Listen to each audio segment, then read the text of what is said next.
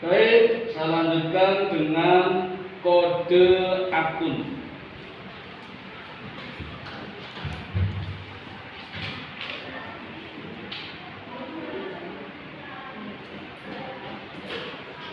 Kode akun. Nama-nama akun yang baru saja kita pelajari, yang jumlahnya begitu banyak, untuk memudahkan di dalam melakukan pencatatan transaksi keuangan, dibutuhkan yang namanya kode akun. Jadi nanti ini masing-masing punya kode. Tujuannya untuk memudahkan di dalam melakukan pencatatan transaksi keuangan. Karena mungkin sulit ya, apalagi nama-nama yang panjang, pendapatan yang masih harus diterima, beban yang dibayar di muka, pendapatan yang diterima di muka, beban yang masih harus dibayar. Apalagi jumlahnya ratusan bahkan ribuan akun. Maka perlu usaha, upaya yang praktis biar cepat di dalam mengeksekusi transaksi keuangan, maka dibutuhkan kode akun. Apalagi di era digital seperti ini, harus menggunakan komputer, hukumnya wajib. Barang-barang yang kalian beli di toko-toko Alfamart, Alfamidi, Indomaret sudah punya pakai kode akun semua itu. Maka ketika kodenya muncul di layar, muncul keterangannya, nama barangnya apa. Nah, bagaimana cara memberikan kode? Banyak teknik, banyak sekali. Saya akan memberikan cara memberi kode yang paling gampang, paling mudah, praktis, sederhana, gampang diingat. Cukup 3 digit saja. Karena yang lain banyak. Ada yang sistem alfabet, sistem numeral. Saya cukup 3 digit saja. Perhatikan. Ini sengaja sudah saya urutkan ya. HUMPI.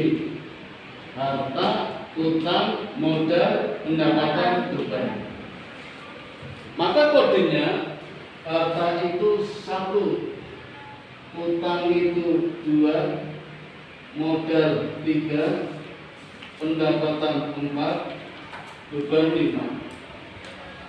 Sudah salurkan. Jadi biar gampang. Harta berapa lama? 1 ya. Modal berapa, Riris?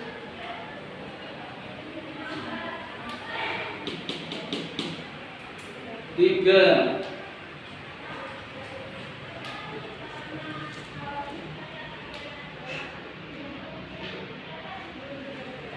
Beban berapa, Mebang? 5. Utang berapa, Mai? 2. Pendapat berapa, April? 4. Ya. Itu digit yang pertama. Sekarang digit yang kedua. Misalnya harta. Komponennya harta kan ada 5. Harta lancar, harta investasi, harta tetap berwujud, harta tetap tidak berwujud, harta lain-lain. 1, 2, 3, 4, 5. Maka harta lancar kodenya 1, harta investasi 2, harta tetap berwujud 3, harta tetap tidak berwujud 4, harta lain-lain 5.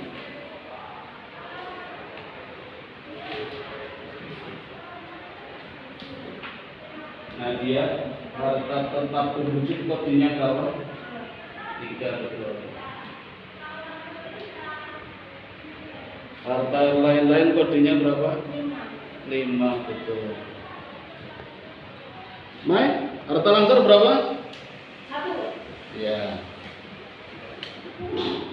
Utang juga begitu. Utang lancar kodenya 1, utang jangka panjang 2. Modal juga, modal perseorangan 1, modal persekutuan 2, modal perseroan 3. Pendapatan usaha 1, pendapatan luar usaha 2.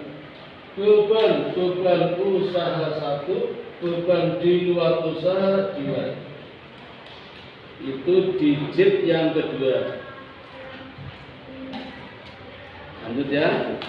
Sekarang digit yang ketiga. Digit yang ketiga itu bagiannya lagi, dalamnya lagi. Seperti harta lancar. Ada kas, ada piutang, ada persediaan barang dagang, ada perlengkapan, ada pendapatan yang masih harus diterima, ada beban yang dibayar di muka. Itu masing-masing harus ada kodenya. Dan ini sudah saurkan, biar mudah. Maka kalau kita beri kode, kas kodenya 1, piutang 2, persediaan barang dagang 3, perlengkapan 4, pendapatan yang masih harus diterima 5, beban yang dibayar di muka 6. Ini surat berharga 1 ya. Banyak, tapi cukup diwakili surat berharga nggak apa-apa. Tanah 1, gedung 2, mesin 3, kendaraan 4, peralatan 5, dan seterusnya. Bisa ya kasih kode? Iya. Kode berapa? 1, 2, 3, 4, dan seterusnya. Maka kalau saya tanya, kas kodenya berapa? 1, 1. Nggak pakai titik. 1 yang pertama harta, 1 yang kedua harta lancar, 1 yang ketiga kas itu sendiri. Pakai titik boleh, tapi saya nggak terbiasa pakai titik. Lama 1 titik lama, mau aja 1.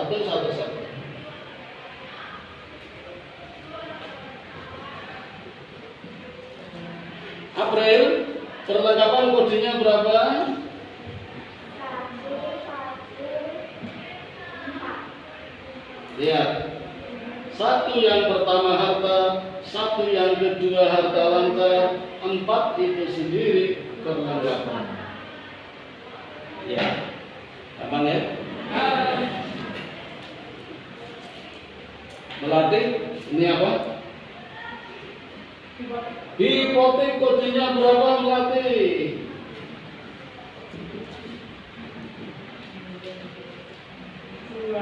2.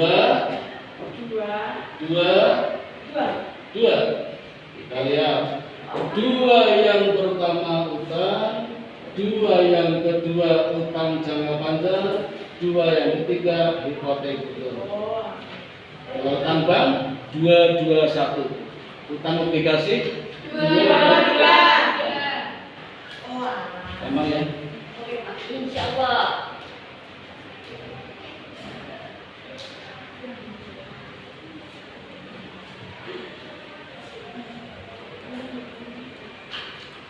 Level, ini apa level? Ya, kodenya berapa? 4, 2 ya.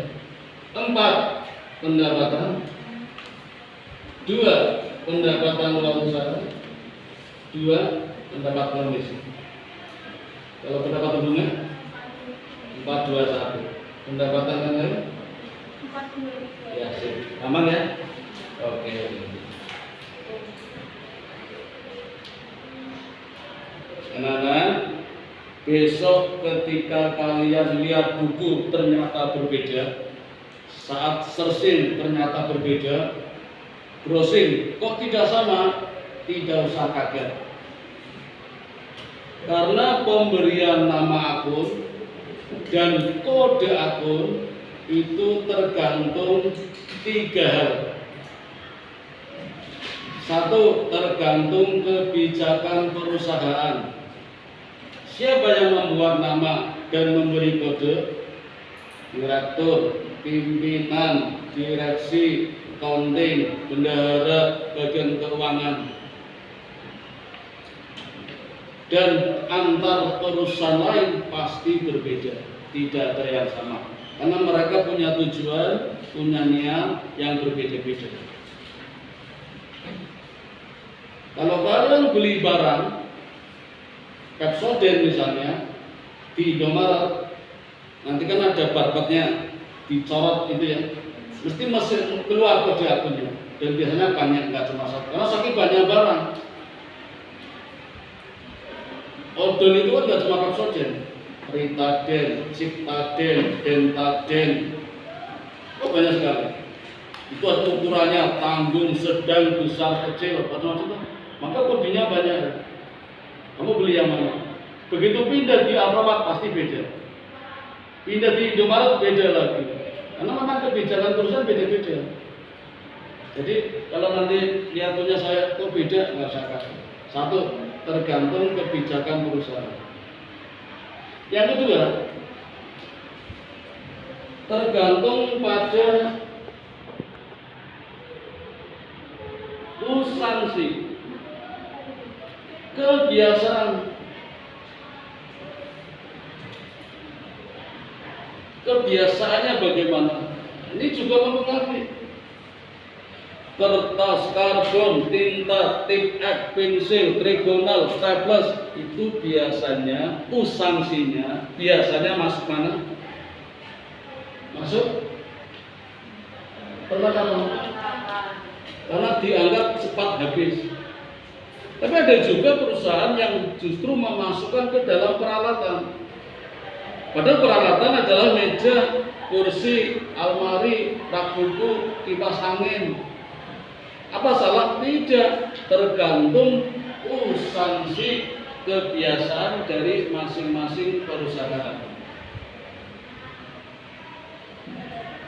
Perusahaan menyewakan tempat 5 tahun dibayar cash, itu bisa masuk beban sewa, bisa masuk beban sewa dibayar di muka. Dua-duanya betul. Beban sewa langsung bayar, betul. Beban sewa dibayar di muka karena untuk 5 tahun tapi dibayar duluan juga betul. Nggak ada yang salah. Tergantung pada usansi perusahaan. Yang ketiga, asumsi.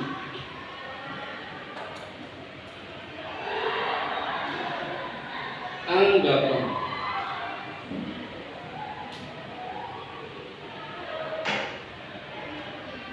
Mobil Pajero, Xenia, Alia, pokoknya mobil itu menurut kalian apa?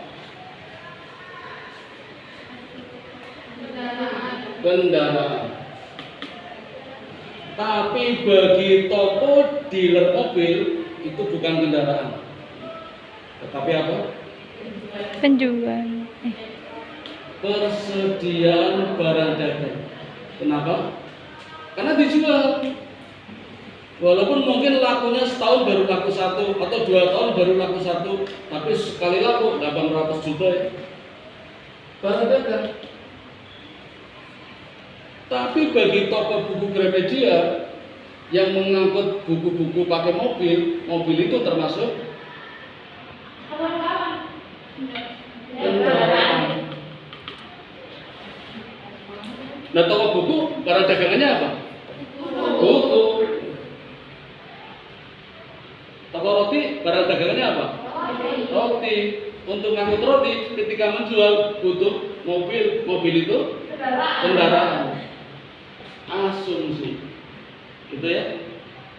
Oke, maka besok jangan kaget kalau lihat buku, lihat internet, loh kok beda ya Pak? Ya, nggak apa-apa, nggak masalah. Saya pun tidak akan menyalahkan, tapi ada satu digit yang harus benar, tidak boleh salah, yaitu yang paling depan.